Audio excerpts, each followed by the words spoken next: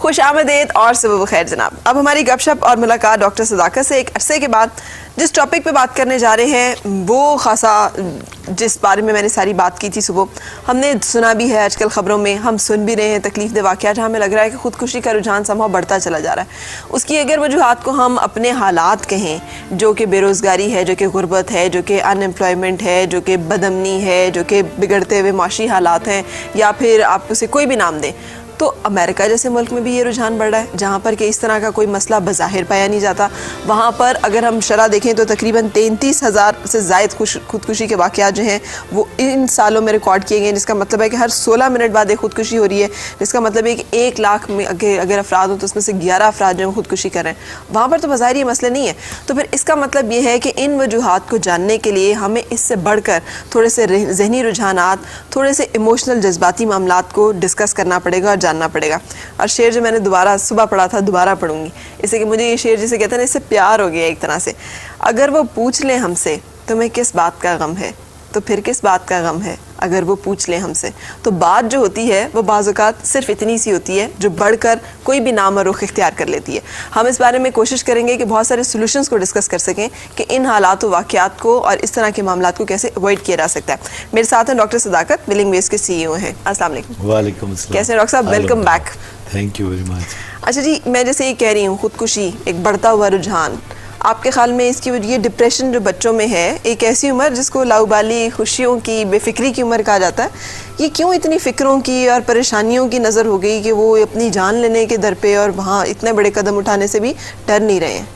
देखिए, वक्त बदल गया है और ज़िंदगी बड़ी तेज़ हो गई है और इंसान ज़िंदगी से पीछे रह रहा है। वो कोशिश करता है कि आगे बढ़े।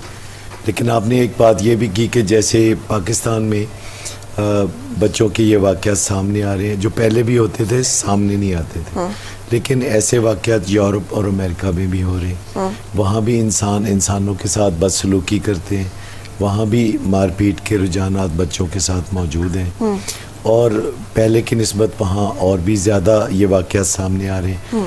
तो इनका मुआशियात से कोई बहुत ज़्यादा ताल्लुक़ नहीं है, बल्कि एक दूसरे का लिहाज ना करने से बहुत गहरा ताल्लुक़ है। यानी एक दूसरे के साथ बात करते हुए, एक दूसरे के साथ मामलात को तय करते हुए जो एक बुरे रुझानात हैं, बेइज्जती के रुझानात हैं, तज़लील के रुझानात हैं, और वो बैनुल अक़वामी है, कोई पाकिस्तान के नहीं है। सही। आप हैरान होंगे ये सुन के कि अमेरिका में भी माएँ अपने बच्चों को बड़े आराम से यू डॉग फेस कह देती हैं।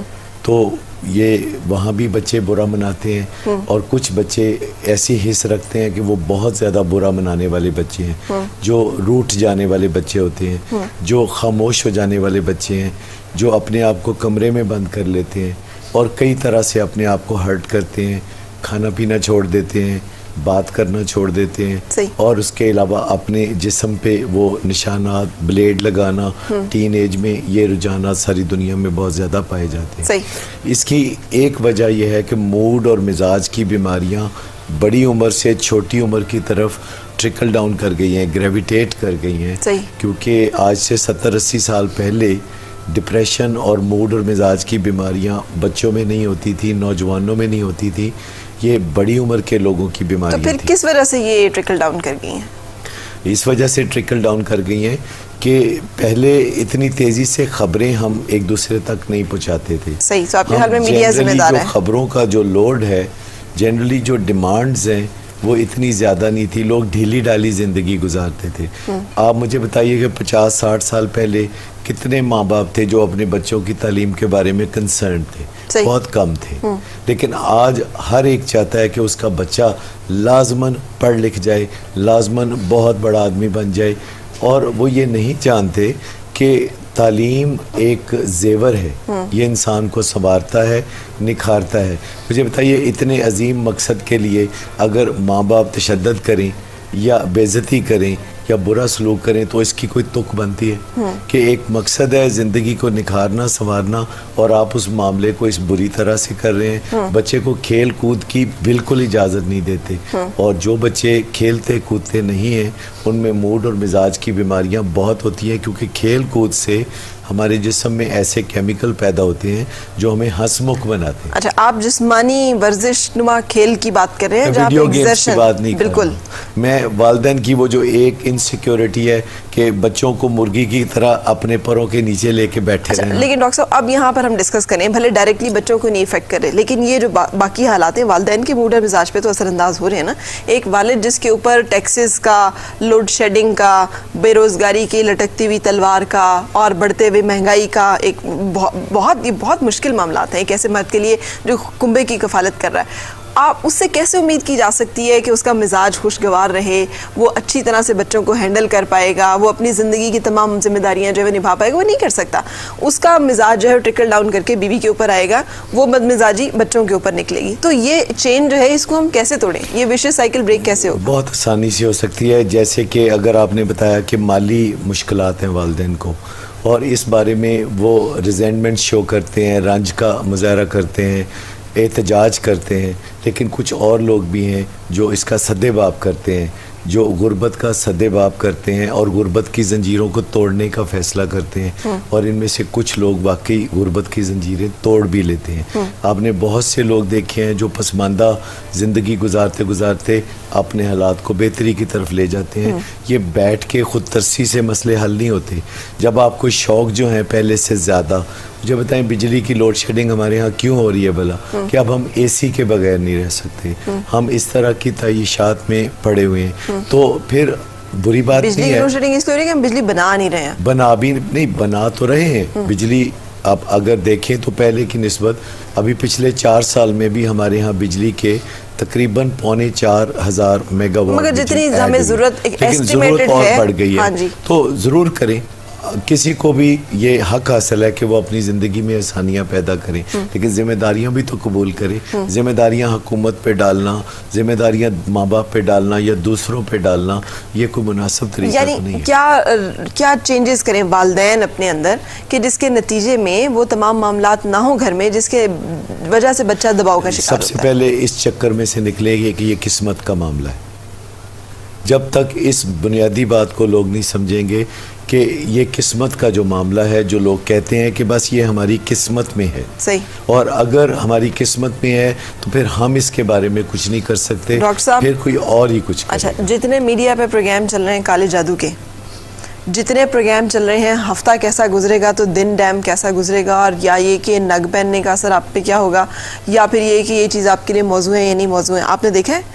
मतलब ये जितने हमने प्रोग्राम्स की यलगार कर दी, आपके ख्याल में उसके बाद कोई ये मुमकिन है कि लोग जो है वो सोचें कि यार ये सब चीज़ें फजूल हैं, इनसे नहीं होता कुछ? देखिए, ये आसानियों के लिए लोग ऐसा सोचते हैं कि उनके जो मसाइल हैं वजीफ़ों से हल हों, बाबे उनके मसाइल हल करेंगे, जादू से उनके मसाइल हल होंगे। मुझे बताएं कि अगर कोई जादूगर हो तो सारा दिन गर्मी में मुश्किल हालात में वो किसी पसमानदा जगह पे बैठ के लोगों के मसाइल हल कर रहा होता। अगर कोई जादूगर होता इस दुनिया में तो और क्या चाहिए था? इस दुनिया में कोई जादूगर नहीं है, इस दुनिया में कोई जादू होता नहीं है, क्योंकि साइंस ने प्रूव किया है कि जादू बिल्कुल नहीं होता। ये दुनिया में हत्ता कि जो जादूगरों की अंजुमन है वो भी बताते हैं कि ये हकीकत नहीं है, ये हम लोगों की आंखों में धूल झोंकते हैं और इसमें महारत हासिल कर लेते हैं। जादूगरों की अंजुमन भी कहती है कि जादू असल चीज़ है। यहाँ पे हम थोड़ी सी ज़रा मुतनाज़ डिबेट में चले जाएंगे, वो इसको मैं हमेशा अगली दफ़ा के लिए उठा रखती हूँ क्योंकि इसमें बहुत सारे एंगल्स हैं। लेकिन मैं आपसे बात कर रही हूँ, आप बात कर रहे हैं एक मजबूत शख्सियत की, आप बात कर रहे हैं उस मजबूती की जो इंसान के अंदर से पैदा होती है, कैसे आएगी वो?